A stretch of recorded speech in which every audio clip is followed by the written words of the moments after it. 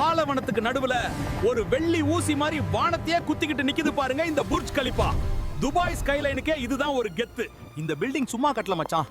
நம்ம ஊர் பக்கம் பூக்குற அந்த ஸ்பைடர் லில்லி பூவோட ஷேப்பை வச்சு தான் இதை டிசைன் பண்ணிருக்காங்க. பாலைவனத்து காத்து பலமா அடிச்சாலும் இந்த பில்டிங் அசையாம நிக்கிறதுக்கு அந்த பட்ரஸ் கோர் சிஸ்டம் தான் காரணம்.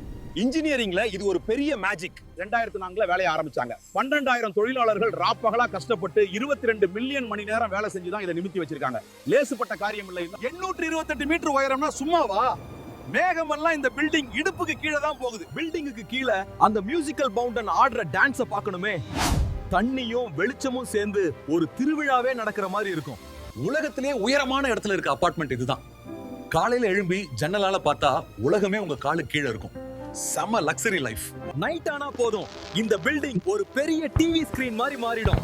கலர் கலரா லைட் எரியும் போது துபாய் சிட்டியே ஜொலிக்கும்.